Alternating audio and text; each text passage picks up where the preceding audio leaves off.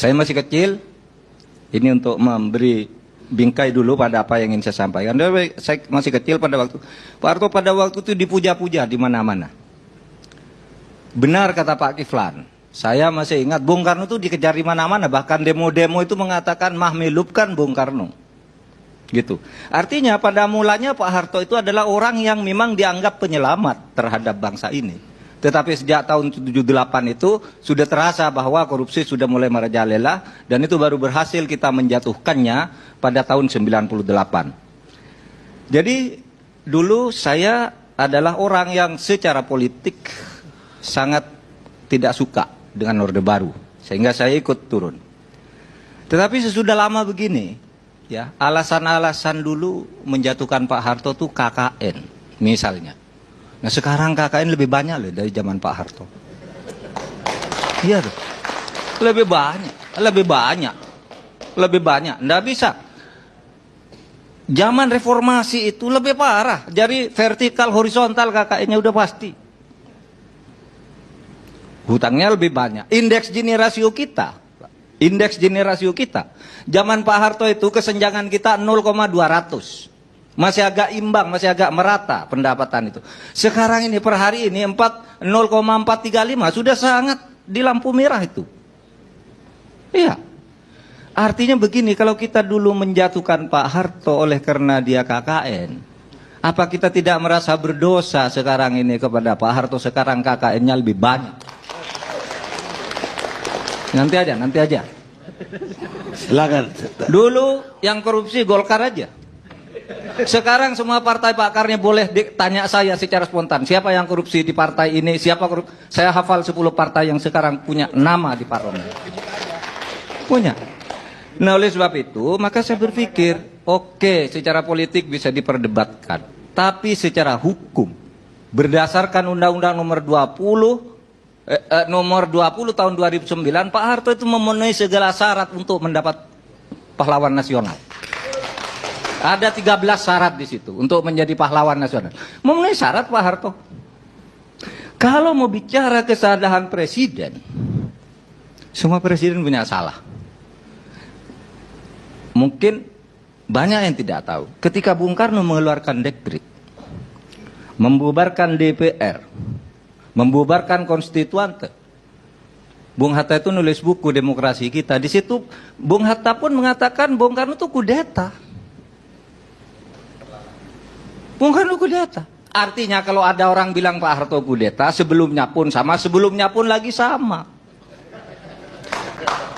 Begini, oleh sebab itu saya kira tidak boleh kita dendam-dendam politik terlalu berlebihan itu. Tidak boleh. Sama.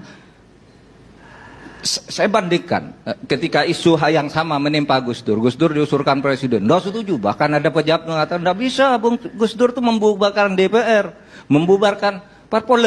Bung Karno juga membubarkan konstituante, membubarkan DPR, membubarkan parpol dengan Perpres nomor 4 tahun 60. Yang ketika dilawan gitu, dikatakan, loh, lalu diminta fatwa ke Ketua Mahkamah Agung. Benar enggak Perpres saya? Ketua Mahkamah Agungnya takut. Benar, bubar dia Mas Sumi. Ketua Mahkamah Agung waktu itu namanya Wiryono. Menteri Ketua Mahkamah Agung. Menteri Ketua Mahkamah Agung. Wiryono Projodikoro. Dia menyatakan Perpres Bung Karno ini sah konstitusional, Mas Sumi PSI harus bubar. Tetapi begitu Bung Karno jatuh tahun 66 bulan Februari, ada Wiryono yang membuat petisi bahwa Bung Karno melakukan pelanggaran konstitusi karena membubarkan Mas Sumi dan PSI. Wiryono yang buat petisi itu. Padahal dia dulu yang membuat konsep pembubarannya oleh Bung Karno. Itu artinya apa? Itu soal politik situasional aja. Sehingga bagi saya, kalau kita mau susah sih. Saya agak kurang sependapat dengan Bung Refli. Ini tidak ada ukurannya nih. Pahlawan di bidang apa, pahlawan di bidang apa, pahlawan di bidang apa gitu. Sudah ada ukurannya di undang-undang. Dan Kementerian Sosial saya kira sudah memproses secara hukum sudah benar. Tapi secara politik belum. Sudah ada ukurannya. Kalau misalnya kita mau fokus pada Pak Harto, ya dia belum pernah dijatuhi hukuman pidana juga. Bung Karno juga belum pernah diadili, belum pernah dijatuhi hukuman pidana. Kemudian malah sekarang itu orang mulai kampanye rindu ya zaman Pak Harto gitu. Saya tidak rindu sama sekali. Tapi sekarang kan sudah dikampanyekan. Dan ini seluruh proses reformasi loh, sejak awal kita nih menjadi semakin jelek bukan semakin baik, kecuali di dalam kebebasan berpendapat, berorganisasi dan sebagainya. Tapi korupsinya makin merata sekarang ini. Angka kesenjangan tadi, kemudian indeks persepsi korupsi kita di dunia internasional. Masa kita memperbaiki naiknya setahun dari tahun sesudah 18 tahun reformasi dari 2,4 cuma jadi 3,6, belum mencapai angka untuk lulus tuh minimal kan 5,5 lah. Ini masih 3,6 sekarang ini. Nggak ada perubahan sama sekali sebenarnya dalam perbaikan ini. Nah, oleh sebab itu kalau bicara Pak Harto Iya Pak Harto itu sudah berhasil lah membangun ekonomi. Bahwa dia salah ya salah. Presiden sebelumnya juga salah. Presiden sebelum lagi salah. Gitu. Oleh sebab itu kenapa pinjam istilah Pak Fatwa, ini orang-orang yang sangat hebat semua, sangat mulia hatinya untuk bangsa ini. Kenapa tidak semua presiden yang pernah menduduki jabatan itu dengan segala jasanya kita anggap pahlawan aja lah. Saya terus terang, saya pergi ke Sumatera gitu, ke Simalungun gitu, ada satu pahlawan nasional. Ini pahlawan nasional, waktu itu Bung Karno tidak, saya mau nangis.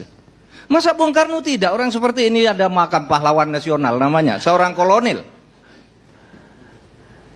Sehingga kita waktu itu dukung Bung Karno pahlawan. Meskipun sebenarnya kalau menurut undang-undang dengan adanya pahlawan proklamator itu, Bung Karno itu tidak perlu pahlawan nasional lagi. Karena sudah di dalam undang-undang itu disebutkan yang dimaksud pahlawan nasional sudah mencakup pahlawan proklamator, pahlawan ampera, pahlawan macam-macam lah. Udah masuk semua. Bung Karno dapat 2 nih. Dapat 2 loh pahlawan Bung Karno. Kalau menurut undang-undang. Gitu. Nah, oleh sebab itu, saudara, saya kira mari kita sekarang ini berdamailah dengan sejarah.